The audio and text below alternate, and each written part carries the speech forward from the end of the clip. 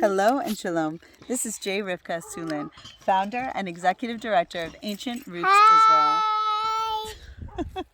Ancient Roots Israel is the first international herbal conference and community in Israel.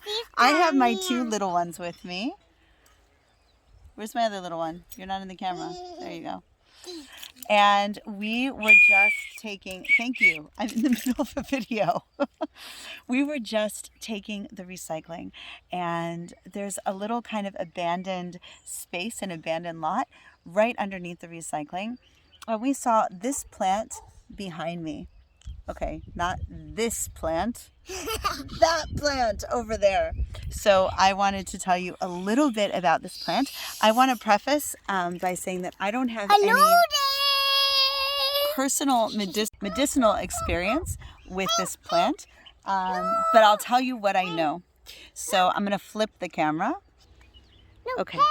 So this plant is, as you can see by, if you get in there and take a look at these carroty, parsley family leaves, you can see exactly what family it's in.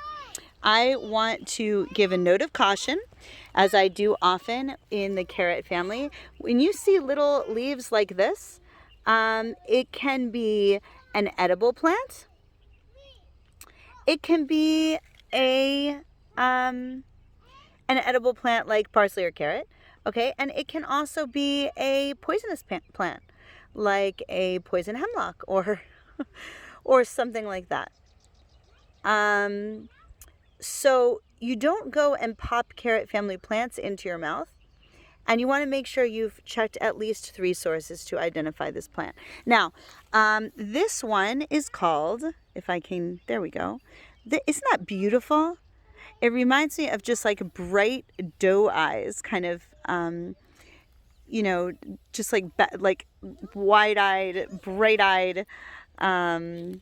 I don't know why, because I don't know that this has any affinity for the eyes, this particular plant, but just because it reminds me of that, I might consider it. Here is one in the early stages of bloom. Oh. Sometimes it's hard to focus. But anyway, sometimes this plant on apps is mistaken for like a wild carrot or something like this. Thank you, Amelia. But it absolutely isn't. I mean, the wild carrot and the crown flowers and that kind of thing look very, very different. This has a long taproot. I might pull one for you. And for those who are watching in England, this is an endangered plant in England, but not in our area. It's a wild herb. You know, it's given some resistance, so I'm not going to pull up the root right now. But it does kind of come up as a rosette, and it can have many different stems. Could you not be on my back through this? Many different stems that comes up from the bottom. It is hairy. Hello there. If you can see the hairs. Hello. Oh, off my back, please. Thank you. I don't know if you're seeing the hairs as well as I am. Are you? I do. You see it. Okay, but it's hard for me to show others if you're on my back because it makes the camera shake. This is what it looks like, folks. So there are hairs on the flowers. Okay, the taproot has, I'm going to include some pictures. The taproot has been juiced, and the juice of the taproot, I see, so beautiful. This is such a beautiful day. We're just looking around. The girls want me to see.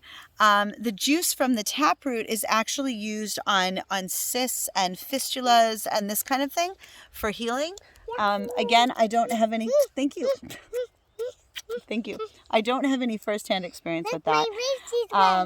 This plant, I don't even know if I said the name. Common name, oh, don't walk on it, careful, is called Venus comb because of the, please don't walk on the plant, because of the seed pods that are pretty long and kind of look like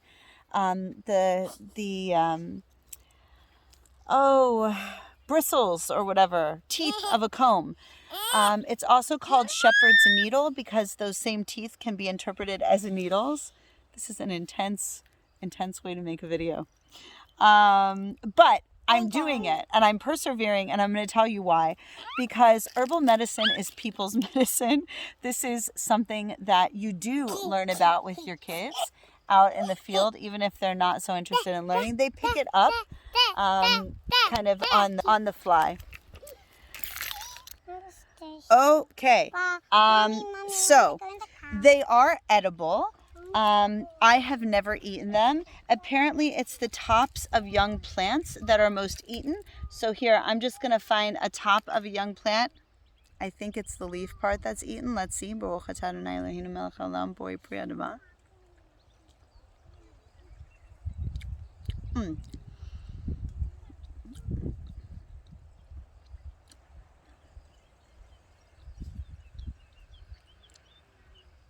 Okay. It's got a carroty, parsley, and there's something else in there. It's actually quite nice. I was a little bit scared of doing this. This is the first time I've ever eaten it in my life.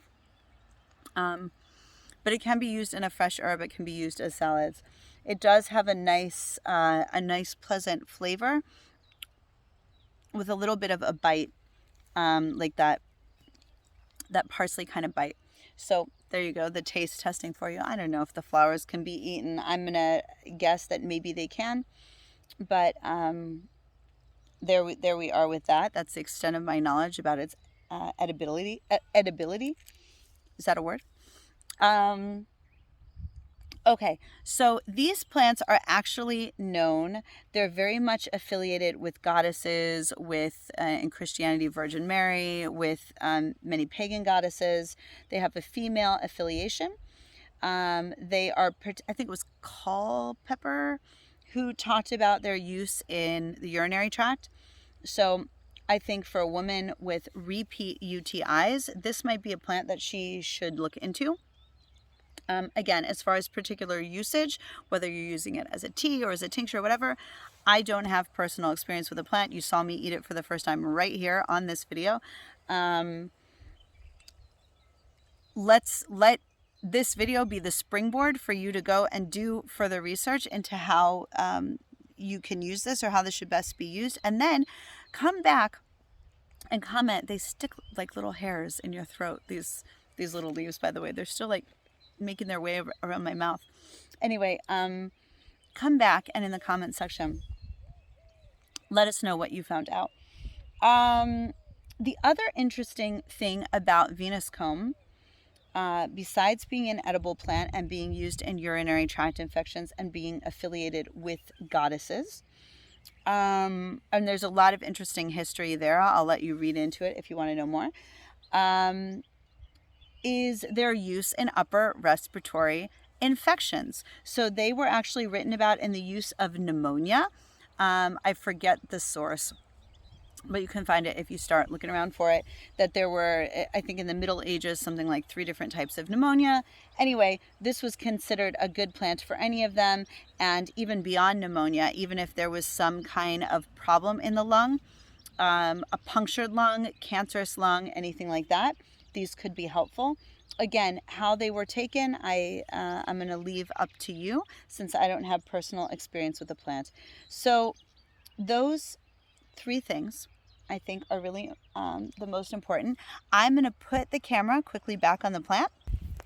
And just now that my kids aren't running around like crazy, just showing you up close. The leaves can have a heart to the petals, if I can get them, can have a round to heart shape. For some reason, my camera is not doing the amazing things I want it to do. I don't know if you can see that. Can you? See that little heart shape at the bottom here of some of these larger petals? There we go. Hey, that's nice. Thank you. Amazing video camera phone. So you can see some of those heart edges. They're just kind of sprawling out, which, as you'll see when you've got a wild carrot, or you can go look at the wild carrot video, do not look the same. The wild carrot is actually one kind of big, it looks a lot like crown flower to me. It's not like this. It's not all spread out, branching in this way.